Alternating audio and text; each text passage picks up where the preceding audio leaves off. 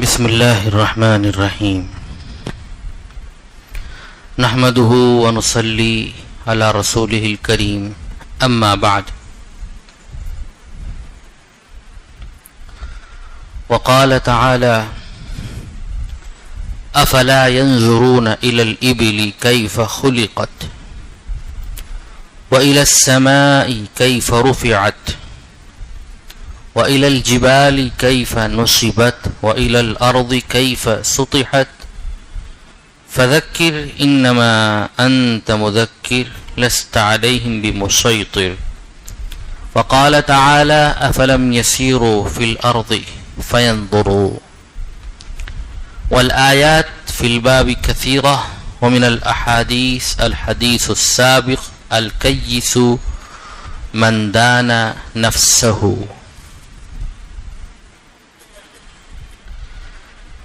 اللہ تعالیٰ نے ارشاد فرمایا کیا اونٹ کو نہیں دیکھتے؟ افلا ينظرون الى الابل کیف خلقت، کہ وہ کس طرح سے بنایا گیا ہے، وَإِلَى السَّمَاءِ كَيْفَ رُفِعَتْ، اور آسمان کو نہیں دیکھتے کہ کیسے اونچا اٹھایا گیا ہے، وَإِلَى الْجِبَالِ كَيْفَ نُصِبَتْ، اور پہاڑوں کو نہیں دیکھتے کہ کیسے کھڑے کیے گئے ہیں وہ، وَإِلَى الْأَرْضِ كَيْفَ سُطِحَتْ، اور زمین کو نہیں دیکھتے کیسے بچھائی گئی ہے وہ، فَذَكِّرْ إِنَّمَا أَنْتَ مُذَكِّرْ، آپ نصیحت کریں، آپ نصیحت کرنے والے ہی ہیں، فَذَكِّرْ إِنَّمَا أَنْتَ مُذَكِّرْ۔ اوپر حضرت مصنف علیہ الرحمٰن نے باب قائم کیا اللہ کی مخلوقات میں غور و فکر کا بیان، دنیا کے فنا ہونے، آخرت کی ہولناکیوں اور تمام دنیا اور آخرت کے امور میں نفس کی کوتاہیوں اور نفس کو راہ راست پر لانے کا بیان اور استقامت کا بیان۔ تو اس آیت کریمہ میں بھی یہ دعوت دی گئی ہے کہ اللہ کی مخلوقات میں غور و فکر کریں کہ اللہ نے ان مخلوقات کو کیسے بنایا اور کتنی کام کی بنایا۔ مثلا اونٹ ہے، عجیب سا ہے لیکن بے انتہا کام کا ہے، اس کے بارے میں لوگوں نے باقاعدہ کتابیں لکھی ہیں، اس کے کام کے بارے میں بڑے بڑے آرٹیکل آپ نیٹ پہ تلاش کرو مل جائیں گے، مضامین مل جائیں گے اونٹ کے بارے میں۔ اسی طریقے سے آسمان بغیر ستون کے اتنا بڑا آسمان کیسے اٹھا دیا گیا، اس میں بھی غور کرنا ہے۔ پہاڑ، اللہ تعالیٰ نے کہا کہ ہم نے پہاڑ کو زمین کے لیے میخیں بنایا ہے، زمین کو جب اللہ نے بنایا تو پانی کی وجہ سے آگے پیچھے اتھل پتھل ہونے لگی وہ زمین، تو اللہ تعالیٰ نے زمین کو جمانے کے لیے پہاڑوں کو بطور میخ کیل کے زمینوں میں گاڑ دیا۔ پہاڑوں کی وجہ ہے کہ پھر زمین یوں نہیں ہوتی ہے، آگے پیچھے نہیں ہوتی ہے، ورنہ زمین کے نیچے تو پانی ہے، تو بہت ممکن ہے زمین آگے پیچھے ہونے لگتی ہے اور پریشان ہو جاتے لوگ، گھروں کو بنانا مشکل ہو جاتا۔ تو اللہ پاک نے پہاڑوں سے کیلوں کا کام لیا۔ وَإِلَى الْأَرْضِ كَيْفَ سُطِحَتْ، اور فرمایا کہ زمین کو بھی دیکھنا چاہیے کہ بالکل کیسے مسطح ہم نے بنا دیا، اتنا نرم بھی نہیں بنایا کہ آدمی کا چلنا مشکل ہو جائے اور اتنا سخت بھی نہیں بنایا کہ گھر بار بنانے اس پر مشکل ہو جائے، درمیانی قسم کا اس کے اندر اللہ تعالیٰ نے مزاج بنایا ہے زمین کا کہ آدمی چل بھی سکتا ہے اور اپنے گھر بار بھی بنا سکتا ہے اور گھر بار اس میں قائم بھی رہ سکتے ہیں۔ تو اس آیت کریمہ میں بھی اللہ پاک نے دعوت دی ہے غور و فکر کی۔ اس لیے ایک موقع پر میں نے کہا تھا اس سے پہلے، حضرت علی رضی اللہ تعالیٰ عنہ فرماتے ہیں کہ اللہ کی مخلوقات میں تھوڑی دیر غور و فکر کرنا رات بھر عبادت سے افضل ہے، اور یہ اس لیے افضل ہے کہ غور و فکر سے معرفت پیدا ہوتی ہے، اور معرفت دراصل وہ چیز ہے جس کے لیے انسان کو اللہ نے پیدا کیا ہے۔ وَمَا خَلَقْتُ الْجِنَّ وَالْإِنسَ إِلَّا لِيَعْبُدُونَ أَيْ لِيَعْرِفُونَ، اللہ نے انسان اور جنات کو اسی لیے پیدا کیا تاکہ اللہ کی معرفت حاصل کریں۔ ایک جگہ اللہ پاک نے ارشاد فرمایا، حدیث قدسی ہے، کنت کنزا مخفیا، میں تو ایک چھپا ہوا خزانہ تھا، میں نے چاہا کہ میں پہچانا جاؤں، فخلقت الخلق، تو میں نے مخلوق کو پیدا کیا. یعنی اللہ نے مخلوق کو جو پیدا کیا ہے اس کی بنیاد یہ ہے کہ اللہ چاہتے ہیں کہ اللہ کی معرفت حاصل ہو، اللہ کی پہچان حاصل ہو. اس لیے جو بندے معرفت کے حصول میں لگتے ہیں وہ دنیاؤں پر چھا جاتے ہیں، اور وہ اللہ کے سب سے زیادہ مقبول ترین بندے ہوتے ہیں. انہی کو عارفین کہا جاتا ہے، صادقین کہا جاتا ہے انہی کو. پھر فرمایا افلم یسیروا فی الارض فینظروا، کیا وہ لوگ زمین میں سفر نہیں کرتے کہ دیکھیں؟ مطلب یہ ہے کہ زمین میں سفر کر کے دیکھنا چاہیے اللہ کی مخلوقات کو. عجائب، ایک سے ایک عجائب، قدرتی مناظر آپ کو مل جائیں گے. یہ تو ہم شہر کے اندر رہ رہے ہیں اور سب چیزیں سامنے ہیں، لیکن اگر ہم شہر سے ذرا باہر نکل جائیں اور پہاڑوں کے علاقوں میں چلے جائیں تو ہر قدم پر ایسے قدرتی مناظر سامنے آتے ہیں کہ انسان بے اختیار پکار اٹھتا ہے، فتبارک اللہ احسن الخالقین. اللہ پاک جس نے ان کو پیدا کیا ہے وہ بڑی برکت والا رب ہے، بہت عظمتوں والا ہے. بے اختیار انسان کی زبان سے نکلنے لگتا، فتبارک اللہ، اللہ بہت برکت والا ہے، احسن الخالقین، اس سے زیادہ خوبصورت تخلیق کرنے والی ذات روئے زمین پر کوئی ہے ہی نہیں. فتبارک اللہ احسن الخالقین. اس لیے کبھی کبھی اللہ کی قدرت کے مناظر کو دیکھنے کے لیے کہیں جانے میں، سفر کرنے میں کوئی حرج نہیں ہے. اب ہم اگر جاتے ہیں کہ صرف تفریح کے لیے، اگرچہ جائز، تفریح کے لیے جانا جائز ہے، کوئی غلط بات نہیں ہے، لیکن آپ اس میں نیت شامل کر لیں کہ ہم جائیں گے اللہ کی قدرت کے مناظر کو دیکھیں گے، تو یہ آپ کا جانا بھی ایک طرح سے عبادت بن جائے گا اور اللہ کی معرفت میں ترقی کا ذریعہ بن جائے گا. یہی وجہ ہے کہ اللہ والے جب سفر کرتے ہیں تو ان کا ہر سفر ان کی معرفت میں ترقی کا سبب بن جاتا ہے اور اللہ کے قرب کا سبب بن جاتا ہے. ایک بزرگ ہیں، ہم نے ان کو دیکھا، وہ بیمار ہوتے ہیں تو کہتے ہیں کہ اللہ میری اس بیماری کو میری اصلاح کا ذریعہ بنا دے. کہیں سفر کرتے ہیں تو کہتے ہیں اللہ میں سفر کر رہا ہوں، اللہ اس سفر کو میری اصلاح کا ذریعہ بنا دے، میری ہدایت کا ذریعہ بنا دے، میری معرفت میں اضافے کا ذریعہ بنا دے. ایسے دعا مانگتے ہیں. تو ہم بھی اگر سفر کریں، ادھر ادھر جائیں اللہ کی قدرت کو، مناظر کو دیکھنے، قدرت کے مناظر کو دیکھنے کے لیے، تو نیت یہ ہونی چاہیے کہ معرفت میں ہماری اضافہ ہو جائے.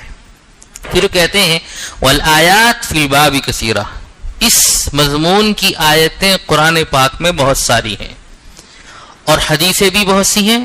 ایک حدیث وہی ہے جو پہلے گزر چکی، اشارہ کر رہے ہیں. حدیث کیا گزری؟ الکیس من دانا نفسہ، عقل مند وہ ہے جو دنیا ہی میں اپنے نفس کا محاسبہ کرے، اپنے نفس کو دیکھتا رہے کہ نفس کہاں چل رہا ہے، کیسے چل رہا ہے، بگڑ تو نہیں رہا، ڈگر سے ہٹ تو نہیں رہا ہے، راہ راست پر ہے یہ نہیں ہے. اگر خواہشات نفسانی کی اتباع میں لگا ہوا ہے تو پھر یہ نفس بگڑ چکا ہے، لہذا اس کی اصلاح کرنے کی ضرورت ہے. خود سے اصلاح ہو سکتی ہو تو اصلاح کرے، ورنہ جو اس کے اصلاح کرنے والے ہیں، اہل اللہ ہیں، عارفین ہیں، اہل دل ہیں، ان کے پاس جائے اور اپنے نفس کی اصلاح کرائے. اس کا بھی باقاعدہ ایک نصاب ہوتا ہے، کورس ہوتا ہے. بعض مرتبہ انسان کی خود سے اصلاح نہیں ہوتی ہے، بلکہ ضروری ہوتا ہے کہ اس کے لیے اس کا کوئی شیخ ہو، اس کا کوئی مربی ہو جو نفس کی شرارتوں کو اور نفس کی باریک چیزوں کو پہچاننے والا ہو. خفیہ شہوتیں بھی ہوتی ہیں، ادھر خفیہ غلطیاں ہوتی ہیں انسان کی، چھپی ہوئی ہوتی ہیں، پتہ نہیں چلتا ہے انسان کو خود. لیکن اللہ والے جو ہوتے ہیں، جو اس راہ کے ہوتے ہیں، کامل ہوتے ہیں، وہ پہچان جاتے ہیں. جیسے بہت سے ڈاکٹروں کو آپ نے دیکھا ہوگا کہ آپ ان کے پاس میں جائیں گے تو آپ کی صورت دیکھ کر پہچان لیں گے کہ بھئی آپ کو کیا مرض ہے. بہت سے ڈاکٹر ہیں، ان کو بتانا پڑتا ہے صاحب مجھے یہ ہے، یہ ہے، یہ ہے. بہت سے ڈاکٹر ہیں بتائیں گے، پھر وہ خود چیک کریں گے، پھر چیک اپ کروائیں گے، پھر کہیں جا کے ان کو معلوم ہوگا. ادھر اس راہ کے اندر بھی سب طرح کے ہیں، لیکن ہیں سب برکت والے لوگ، اللہ والے لوگ ہیں. جس طرح سے بھی اہل تقوی آپ کو، اہل دل آپ کو مل جائیں، ان کی قدر کرنی چاہیے اور ان سے اپنی اصلاح کرنی چاہیے. کبھی بھی اپنے آپ کو انسان ان سے بے نیاز نہ سمجھے. اس کی مثال ایسی ہے جیسے کہ آپ نے دیکھا ہوگا شیرفی، سنار کو سونے میں اتنی مہارت ہو جاتی ہے، جو اصلی سنار ہوتے ہیں جوہری، کہ وہ سونا ان کے ہاتھ میں دو، دیکھ کر ہی پہچان جائیں گے اس میں اتنا کھوٹ ہے، اتنا سونا ہے. تو کوئی ان سے پوچھے گا بھی کیسے کہا آپ نے؟ کہ کسوٹی پہ گھس لو. اب جو کسوٹی پہ گھستے ہیں اس کو تو واقعی میں ایسے ہی نکلتا ہے. وہی پہلے معیار ہوا کرتا تھا کسوٹی گھس کے بتانے کا. تو اسی طریقے سے جو اہل اللہ ہوتے ہیں، عارفین ہوتے ہیں، اللہ والے ہوتے ہیں، ان کو اپنے اس فن میں اتنی مہارت ہو جاتی ہے کہ وہ چہرے کے خد و خال دیکھ کر، انسان کی چال ڈھال دیکھ کر، اس کی باتوں سے اندازہ لگا کر سمجھ لیتے ہیں کہ فلاں بیماری ہے، اس شخص کے اندر تکبر بھرا ہوا ہے، اس شخص کے اندر خواہشات نفسانی بہت ہیں، اس شخص کے اندر فلاں. ایک بزرگ تھے تو ان کے ایک مرید آئے، انہوں نے خواب بیان کیا. کیا خواب بیان کیا؟ کہ حضرت آج رات میں نے خواب دیکھا ایک بہت موٹا سانپ، بڑا خطرناک، اور وہ میرے کمرے میں ہے، میرے بالکل بازو میں ہے، مجھے اس سے بہت ڈر لگ رہا ہے، اور بار بار یہ ڈر ہے کہ وہ مجھے ڈس لے گا. اس نے مجھے پیچھے کرنے کی بھی کوشش کی لیکن بہت موٹا ہے. عام طور پر جب سانپ خواب میں نظر آتا ہے تو تعبیر دینے والے اول وہلا میں اس کی تعبیر اوہو کوئی دشمن ہے. عام لوگ سمجھتے نہیں کوئی جادو وادو ہے، تو عامل کے پاس جاؤ گے کہے گا اوہو بھائی بڑا خطرناک جادو ہے تمہارے خلاف، بہت سے کچھ جنات لگے ہوئے ہیں جو سانپ کی شکل میں تمہیں دکھائی دے ہیں. سمجھے؟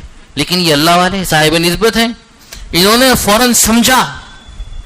یہ کہنے لگے کہ بھائی اپنی اصلاح کر لو، نفس بہت موٹا ہے تمہارا. کیا کہا؟ نفس تمہارا بہت موٹا ہے، اگر اس کی اتباع کرتے رہے، خواہشات نفسانی کی پیروی کرتے رہے تو یہ نفس تمہیں ڈس لے گا، تمہارے ایمان کو ڈس لے گا، تمہیں اللہ سے دور کر دے گا. انہوں نے اعتراف کیا بات بالکل صحیح ہے حضرت، نفس واقعی میرا موٹا، بہت جلدی پھسل جاتا ہے خواہشات کے سامنے، اللہ کو بھول جاتا ہوں، شریعت کو بھول جاتا ہوں اور خواہشات کے پیچھے پڑ جاتا ہوں. اعتراف کیا. بہرحال الکیس من دان نفسہ، حدیث میں فرمایا گیا عقل مند وہ ہے جو دنیا ہی میں اپنے نفس کا محاسبہ کر لے، اور عاجز وہ ہے کہ جو خواہشات نفسانی کی پیروی کرے، خواہشات نفسانی کی پیروی کرے، اس کو عاجز کہا گیا ہے. بابن فی المبادرۃ الی الخیرات، نیکیوں کی طرف عجلت اختیار کرنے کا بیان. نیکیوں کی طرف جلدی کرنے کا بیان. انسان کے سامنے اگر نیکی آ جائے، نیکیوں کا تقاضا آ جائے تو اس کو پورا کرنے میں جلدی کرنی چاہیے. پتہ نہیں پھر موقع ملے نہ ملے. اس لیے اللہ والے کہتے ہیں کہ نیکیوں کا خیال آنا جبکہ تم اس نیکی کو کر سکتے ہو، تمہارے لیے آسانی ہے، یہ اللہ کا مہمان ہے. ضیف الرحمن کہا جاتا ہے، رحمان کا مہمان. اور مہمان کا مطلب یہ ہے کہ جب مہمان آ جائے تو اس کا اکرام کرنا چاہیے. اس کا اکرام، نیکی کا تقاضا، نیکی ہم کر سکتے ہیں، خیال آ گیا تو اس کا اکرام کیا ہے؟ اب نیکی کر ڈالو، نیکی کر ڈالو. مثال اس کی موٹی سی، ہوٹل پہ ہم کھانا لے رہے ہیں اپنے بیوی بچوں کے لیے، اچانک کوئی ضرورت مند بھی آ گیا وہاں پہ. کچھ لوگ ہی تو عادت ہی ہوتی ہے، لیکن آپ کے دل میں بات آئی کہ عادت نہیں ہے، یہ ضرورت مند ہے، یہ کھانے کا ہم سے مطالبہ کر رہا ہے، اور ہم دے سکتے ہیں، اللہ نے ہمیں دیا ہے کہ ہم نے اگر 300 400 500 روپے کھانا اپنے لے لیا ہے تو 50 روپے کا کھانا یا 100 روپے کا کھانا اس کو بھی کھلا دیں. نیکی کا خیال آیا، دل میں ہے، دینا چاہیے، لیکن شیطان روکتا ہے، نفس روکتا ہے، ارے کام آئیں گے تیرے پیسے، تیرے بیوی بچے، تیرے خرچہ ہے بہت سارے. لیکن یہاں پر جب نیکی کا خیال آیا تو اس کی قدر کر لینی چاہیے، اس کی قدر کر لیں اور فوراً بڑھ کر آپ دلا دیں اور اس پر کمی تو ہوتی نہیں، زیادتی کا وعدہ ہے، اضافے کا وعدہ ہے، روزی بڑھنے کا وعدہ ہے۔ اللہ ہم سب کو اس پہ یقین کامل نصیب فرمائے۔ دوسروں کو کھلانے میں، دوسروں کو دینے میں، دوسروں کی ضرورت پوری کرنے میں کمی نہیں آ سکتی۔ اللہ کے رسول صلی اللہ علیہ وسلم نے قسم کھا کر ارشاد فرمایا ہے، واللہ ما نقص الصدقۃ من مال، خدا کی قسم صدقے سے مال میں کمی نہیں آتی۔ حضور صلی اللہ علیہ وسلم بہت کم قسم کھاتے ہیں، یہاں پر آپ صلی اللہ علیہ وسلم نے قسم کھا کر ارشاد فرمائی کہ واللہ ما نقص الصدقۃ من مال، خدا کی قسم اللہ کی راہ میں، صدقے کا مطلب یہ ہے کہ اللہ کی راہ میں جو بھی دیا جائے، اللہ کو خوش کرنے کے لیے جو بھی دیا جائے، یہ مطلب نہیں صرف غریبوں کو ہی دو، آپ مہمانوں پر خرچ کرتے ہیں اللہ کو خوش کرنے کے لیے، وہ بھی دوستوں پر خرچ کرتے ہیں اللہ کو خوش کرنے کی نیت سے، وہ بھی سب صدقہ ہے، صدقہ نفلی ہے، اللہ کی راہ میں خرچ کرنا ہے، وہ بھی اس سے اللہ پاک خوش ہوتے ہیں۔ آپ کے دل میں خیال آیا کہ اس ایمان والے کو میں خوش کر دوں، کسی کا دل اچانک خوش کرنے سے اللہ پاک خوش ہو جاتے ہیں، تو یہ بھی اللہ کی راہ میں دینا ہے، اللہ کے لیے دینا ہے، فی سبیل اللہ دینا ہے۔ تو نیکیوں کے اس طرح کے خیال آ جائیں تو اس پر عمل کرنا چاہیے اس پر، اور جب عمل کریں گے تو اللہ پھر دوسری نیکی کی توفیق دیں گے۔ یہ ایک اصول ہے، ایک نیکی دوسری نیکی کو کھینچ کر لاتی ہے، اور ایک گناہ دوسرے گناہ کو کھینچ کر لاتا ہے۔ یہ اصول ہمیشہ یاد رکھیے، خدا نہ خواستہ گناہ کا موقع سامنے ہے اور ہم نے گناہ کر لے، سمجھو یہی نہیں رکے گا سلسلہ، یہ اس کے بعد دوسرا گناہ اس کے پیچھے لائن میں لگا ہوا ہے، تیسرا گناہ ہے، اس لیے بہتر ہے اسی سے رک جاؤں میں، توبہ کر لو۔ نفس پہ ذرا جبر کرنا ہوتا ہے، مشقت اٹھانی پڑتی ہے، لیکن جب ہم نفس پہ مشقت اٹھاتے ہیں، ذرا جبر کرتے ہیں، تو پھر اللہ پاک نعمتوں سے مالا مال فرماتے ہیں۔ اور دیکھیے، میں ایک بات پہلے بھی کہہ چکا ہوں، یہ پتہ نہیں کب کہی، لیکن کہیں یاد ہے، شاید کہی ہے میں نے یہاں پر بھی، اور یہ میرے شیخ کی بات ہے، اور انہوں نے ایک حدیث کی روشنی میں یہ بات کہی ہے۔ اللہ پاک جب کوئی نعمت دینا چاہتے ہیں تو کوئی گناہ بھی سامنے کر دیتے ہیں۔ اللہ پاک جب کوئی نعمت دینا چاہتے ہیں تو کوئی گناہ بھی سامنے کر دیتے ہیں۔ اگر ہم نے گناہ کر لیا تو نعمت نہیں ملتی ہے، اور ہم نفس پہ ذرا جبر کر کے اس گناہ سے بچ گئے، حسرت کا خون کر لیا اللہ کے لیے، تو وہ نعمت ہم کو مل جائے گی۔ اس لیے جب بھی کوئی گناہ کا تقاضا آ جائے تو یہ سمجھ لینا چاہیے کہ کوئی نعمت بھی ہمیں ملنے والی ہے، کوئی نعمت بھی ہمیں ملنے والی ہے۔ تو فرمایا گیا، تو یہ جو پورا باب ہے اس کے اندر ایسی آیات اور ایسی احادیث لائے ہیں مصنف علیہ الرحمہ کہ جن میں نیکیوں کو جلد اختیار کرنے کی ترغیب ہے، کہ نیکیوں کی طرف انسان تیزی سے بڑھے۔ چنانچہ سب سے پہلے جو آیت لے کر آئے، فاستبقوا الخیرات، نیکیوں کی طرف جانے میں جلدی کرو، نیکیوں کی طرف جانے میں جلدی کرو۔ سورہ بقرہ میں ہے، وَلِكُلٍّ وِجْهَةٌ هُوَ مُوَلِّيهَا فَاسْتَبِقُوا الْخَيْرَاتِ أَيْنَمَا تَكُونُوا يَأْتِ بِكُمُ اللَّهُ جَمِيعًا۔ اصل میں قبلے کے تعلق سے بات چل رہی ہے۔ یہودیوں کا ایک قبلہ تھا، کچھ دن مسلمانوں نے اس قبلے کی طرف رخ کر کے نماز پڑھی ہے، 17 مہینے تقریباً، یعنی قبلہ اول کی طرف انہوں نے اسی کو اپنا قبلہ مان رکھا ہے۔ نصارہ کا الگ قبلہ ہے اور مسلمانوں کا قبلہ مکہ مکرمہ ہے۔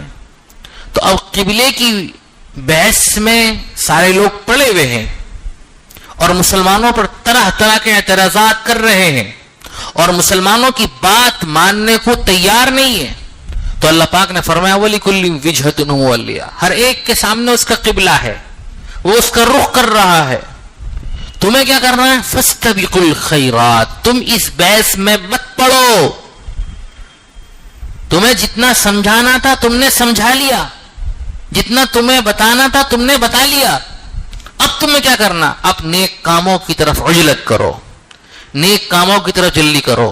ایسا نہ ہو کہ اس بحث میں پڑھ کر بہت سی نیکیاں کھو ڈالو، بہت سی نیکیوں کے موقع ختم ہو جائے۔ ہوتا یہی ہے، انسان جب بحث و مباحثے کے اندر پڑتا ہے تو پھر بہت سی چیزوں سے محروم ہو جاتا ہے۔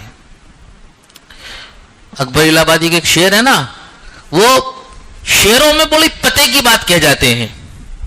تو ان کا ایک شعر ہے، مذہبی بحث میں نے کی ہی نہیں، فالتو عقل مجھ میں تھی ہی نہیں۔ آدمی کیوں مذہبی بحث میں الجھے؟ جب ہمیں علم نہیں ہے اس کا تو ہم کیوں اس بحث میں الجھیں؟ وَلَا تَخْفُ مَا لَيْسَ لَكَ بِهِ علم، جس کا تمہیں علم نہیں ہے اس کے پیچھے مت پڑو تم۔ کیا کہنا پھر؟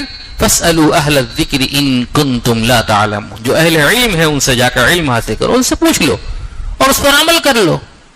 اس لیے اگر کسی سے کوئی بحث وغیرہ ہونے لگے تو آپ کہتے ہیں بھائی دیکھو ہم زیادہ علم نہیں رکھتے، ہم اپنے علماء سے تعلق رکھتے ہیں، اپنے عالم سے پوچھ لیں گے، جو بتا دیں گے اس پر عمل کریں گے۔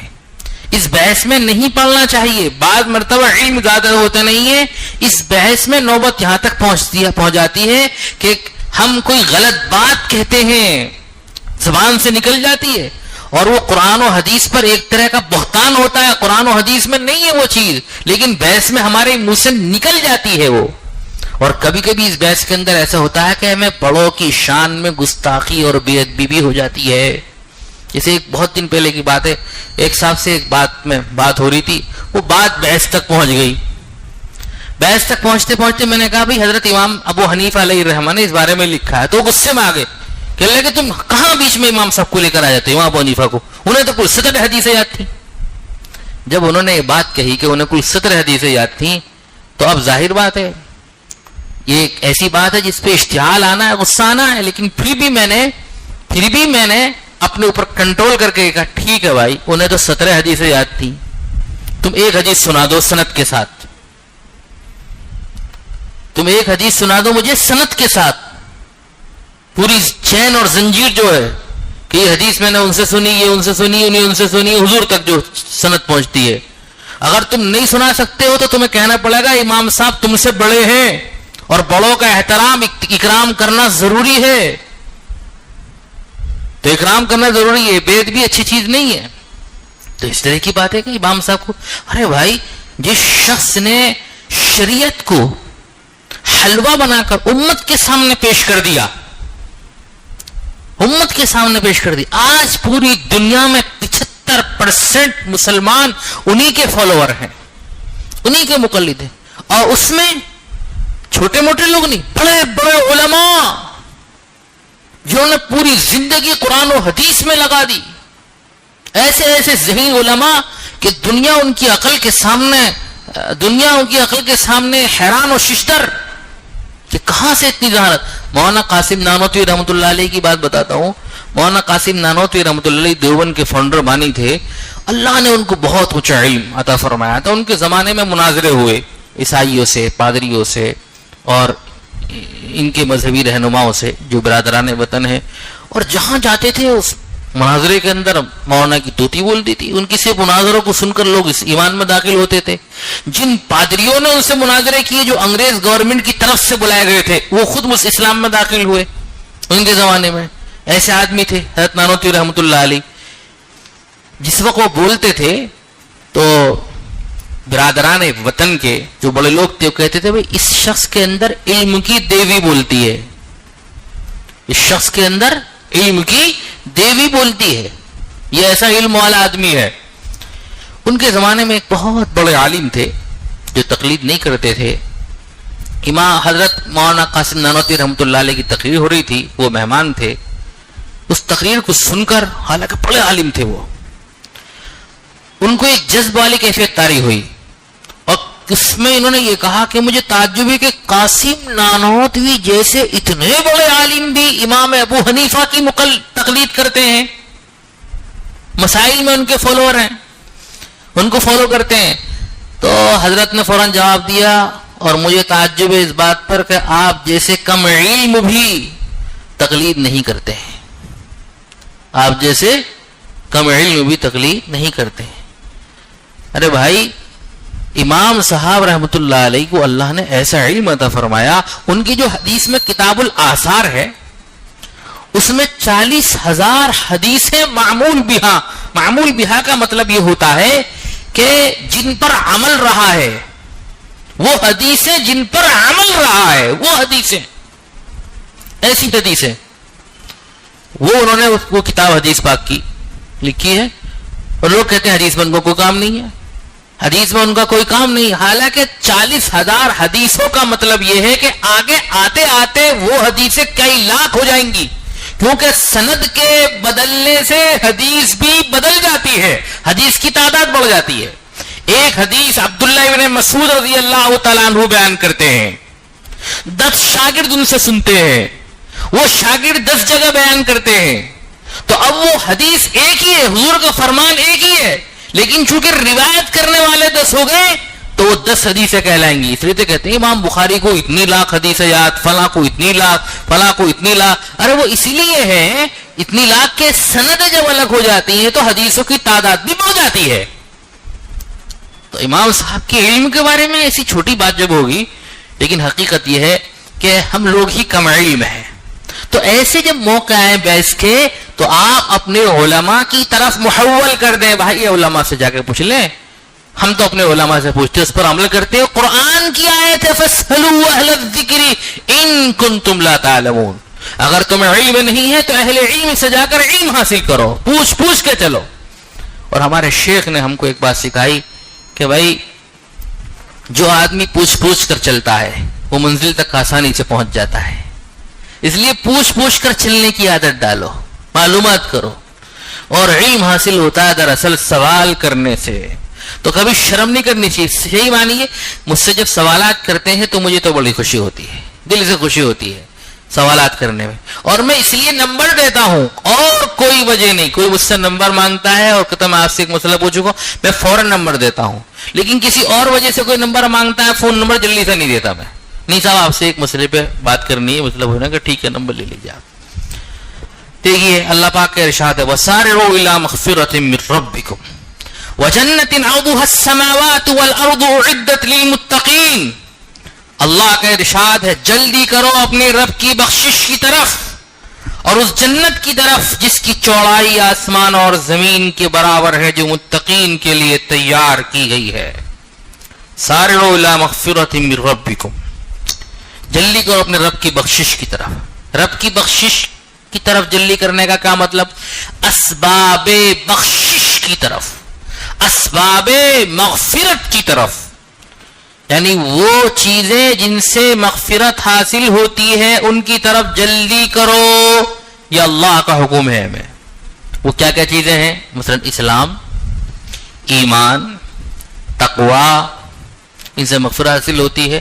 توبہ, رجوع اللہ, اس سے مغفرت حاصل ہوتی ہے. حضرت علی رضی اللہ تعالیٰ عنہ فرمایا فرائض مراد ہے اس سے. فرائض کا جب موقع آ جائے تو فرض ادا کرنا, کیا کچھ بھی ہو جائے. اللہ نے اس کی طرف اشارہ کیا, اس کا حکم دیا ہے. پر بعض حضرات نے کہا اس سے مراد جہاد ہے, کہ جب جہاد کا حکم ہو تو آپ کو فوراً اس کی طرف جلدی کرنی ہے, مسابقت کرنی ہے, اس میں آپ کو تخلف نہیں کرنا, پیچھے نہیں ہٹنا ہے. بعض حضرات نے کہا اس سے مراد نماز کی تکبیر اولا ہے. تکبیر اولا غرض سب کا مجموعہ یہ ہے کہ اعمال صالحہ میں جلدی کرو, اعمال صالحہ کے اختیار کرنے میں جلدی کرو. جب اعمال صالحہ کا موقع ہو, ہم کر سکتے ہوں, تو پھر اس میں پس و پیش نہیں کرنا ہے. اگر پس و پیش کریں گے تو شیطان پیچھے دھکیلتا رہے گا. اس کی مثال صبح کو فجر کا سہانا وقت ہوتا ہے, نیند کا وقت ہوتا ہے. آج کل گرمی ہے تو نیند بھی ذرا دیر سے آ رہی ہے, سب لوگوں کے ہاں تو ایسی ہے نہیں, تو گرمی کی وجہ سے نیند آتی نہیں ہے. اب صبح کو اٹھنے میں بڑی پریشانی ہے. لیکن جس وقت آنکھ کھل جائے, اللہ نے تہجد کا موقع ہے, آنکھ کھل جائے, تو اس وقت یہ سوچ لو کہ بس پھر دوبارہ موقع ملے نہ ملے, دوبارہ موقع ملے نہ ملے. اس لیے بس دل پہ ذرا جبر کر کے کھڑے ہو جاؤ. آپ جیسے کھڑے ہوں گے, وضو کریں گے, شیطان کی ہمت پست ہو جائے گی. پھر اس کے بعد میں جب مصلی پہ آ جائیں گے تو نفس کی طاقت بھی ٹوٹ جائے گی. اب اللہ کے سامنے کھڑا ہو جائے گی, 2 رکعت نماز پڑھ لیجیے. اور یہ اللہ کو راضی کرنے کا ایسا وقت ہے, دوسرا ایسا وقت نہیں ہے. اللہ کی رحمت دیکھیے متوجہ ہو رہی ہے, بارش برس رہی ہے, دعا مانگیے اللہ ہم سب کی مغفرت فرمائے, اللہ ہم سب کو اعمال صالحہ کی توفیق نصیب فرمائے, اللہ ہم سب کو کامل تقوی نصیب فرمائے. بارش جب ہوتی ہے تو دعا مانگنی چاہیے, دعا قبول ہوتی ہے. اس لیے آج کا سبق بند کر کے اب دعا مانگتے ہیں انشاءاللہ, تھوڑی 2-4 منٹ. الحمد لله رب العالمين الصلاة والسلام على سيد الأنبياء والمرسلين محمد وعلى آله وصحبه أجمعين يا أرحم الراحمين يا أرحم الراحمين يا أرحم الراحمين يا ذا الجلال والإكرام يا ذا الجلال والإكرام يا سبوح يا قدوس يا غفور يا ودود يا سبوح يا قدوس يا غفور يا ودود يا من له ملك السماوات والأرض يا عزيز يا غفار لا الہ الا انت سبحانک انی کنت من الظالمین. اے اللہ آپ کی رحمت کی پھوار برس رہی ہے، بارش برس رہی ہے. یا اللہ ہمارے دل میں روحانیت کی پھوار اور بارش برسا دے، ایمان و یقین کی بارش یا اللہ ہم سب کے اوپر برسا دے. پاک پروردگار مغفرت کی بارش برسا دے. اللہ ہم سب کے گناہوں کو معاف فرما دے. اے اللہ ہم سب کے گناہوں کو معاف فرما دیجئے. اے اللہ رحمت کاملہ نصیب فرمائیے. یا اللہ اس بارش کو بھی رحمت والی بارش بنائیے. عذاب سے ہم سب کی حفاظت فرمائیے، پوری امت کی حفاظت فرمائیے. اے اللہ کامل تقوی نصیب فرما دیجئے، کامل احسان نصیب فرما دیجئے، کامل اخلاص نصیب فرما دیجئے، کامل معرفت نصیب فرما دیجئے. اے اللہ ہمارے ہر چھوٹے بڑے گناہوں کو معاف فرما دیجئے. اے اللہ توبہ کرتے ہیں ہم اپنے گناہوں سے. یا اللہ اب کوئی گناہ نہیں کریں گے. پاک پروردگار ہماری اس توبہ کو قبول فرما لیجئے اور اس توبہ میں استقلال اور استقامت نصیب فرما دیجئے. اللہ توبہ تو ہم نے پہلے بھی بہت کی ہیں، کرتے ہیں پھر ٹوٹ جاتی ہے. یا اللہ توبہ پر ہم قائم نہیں رہتے ہیں. یا اللہ ہماری کمزوری ہے، بڑی کمزوری ہے. اے اللہ ہماری کمزوری کو معاف فرما دیجئے. اے اللہ ہماری کمزوری کو معاف فرما دیجئے. ہمیں اپنے نیک اور مخلص بندوں میں شامل فرما لیجئے. اللہ ہمیں اپنے نیک اور مخلص بندوں میں شامل فرما لیجئے. یا اللہ ہمارے بچوں کا فیوچر مستقبل روشن بنائیے، تابناک بنائیے، ہر اعتبار سے ان کو کامل اور مکمل بنائیے. اے اللہ ہر اعتبار سے ان کو کامل اور مکمل بنائیے. ہم میں سے جن کے عاجز عاقبہ رشتہ دار ماں باپ دنیا سے رخصت ہو چکے ہیں سب کی مغفرت فرما دیجئے، پوری امت کی مغفرت فرما دیجئے، پوری امت کے ساتھ رحم و کرم کا معاملہ فرمائیے. اللہ عالمی اعتبار سے سب کو یا اللہ امن و امان نصیب فرمائیے. ہمارے اس ملک میں بھی امن و امان نصیب فرمائیے. پاک پروردگار ہم سب کو نیکیوں والے راستے پر چلائیے. ہر ایسے عمل سے جس عمل سے آپ ناراض ہوتے ہیں ہمیں بچائیے، ہمارے بچوں کو بھی بچائیے، پوری امت کو بچائیے، پوری امت کو بچائیے. امت مسلمہ پر رحم فرمائیے. یا اللہ غزہ فلسطین کے مسلمانوں پر بھی رحم فرمائیے.